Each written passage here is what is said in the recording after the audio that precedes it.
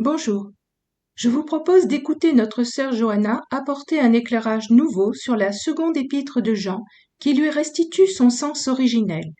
Sa courte étude secoue la poussière des interprétations traditionnelles et redonne aux chrétiennes leur place dans l'Église telle que Christ l'a toujours voulu, celle d'enfants de Dieu, sauvés pour servir. Bonjour à tous. Aujourd'hui, je voudrais vous partager une méditation et une lecture de la seconde épître de Jean qui nous permet de trancher une bonne fois pour toutes la question du ministère féminin. Commençons. La seconde épître de Jean est petite, elle passe souvent inaperçue et pourtant elle résout une bonne fois pour toutes la question du ministère féminin. En effet, dès le début de son épître, l'apôtre Jean s'adresse ainsi à sa destinatrice. Dans la seconde épître de Jean, au verset 1, on lit « L'Ancien à Kyria l'élu et à ses enfants ». Kyria est une femme qui avait visiblement enfanté en Christ et tenait une église avec toutes les responsabilités et fonctions que cela implique. Aujourd'hui, on dirait qu'elle est pasteur, ou peut-être même apôtre. Contrairement à ce qui a parfois été avancé, Kyria ne peut pas être une allégorie. D'une part, une lecture allégorique nous est interdite en appliquant une règle élémentaire d'herméneutique. En effet, rien dans les salutations des épîtres ne nous met sur la piste d'une allégorie, contrairement à des proverbes ou des paraboles, où on s'attend à trouver des allégories. Donc rien ne nous permet d'allégoriser ainsi Kyria. De plus, si le prénom de Kyria est symbolique, alors il faudrait se mettre d'accord sur son sens et accorder aussi une signification symbolique au prénom Gaius dans la troisième épître de Jean, où on retrouve la même salutation, l'Ancien à Gaius le bien-aimé, ce qui pour le coup semblerait totalement ridicule.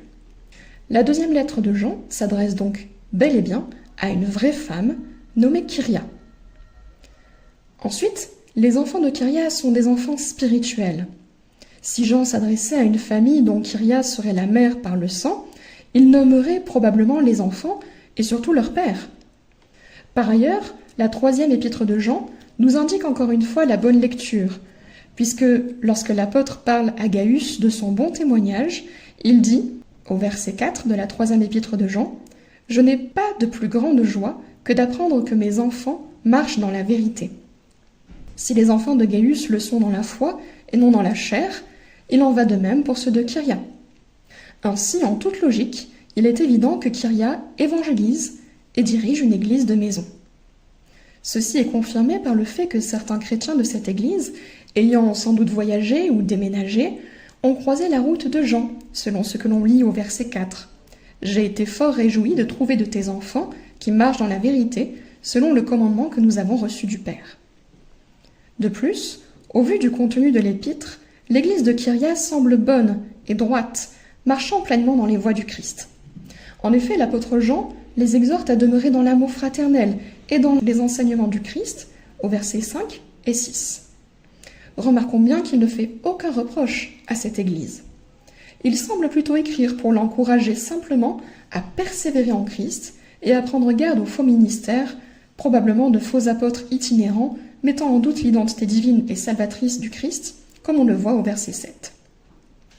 Enfin, pour confirmer cette réponse à la question du ministère féminin et prouver que Kyria n'est pas une exception, nous pouvons conclure sur la dernière phrase de cette épître de Jean. « Les enfants de ta sœur l'élu te saluent. » On en déduit donc que Kyria et Jean étaient en contact tous les deux avec une amie de Kyria qui exerçait le même ministère d'évangéliste et de responsable d'église.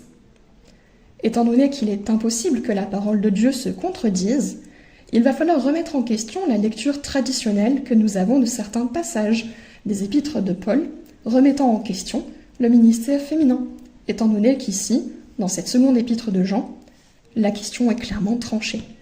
J'espère qu'ainsi vous ferez votre avis sur la question. À bientôt!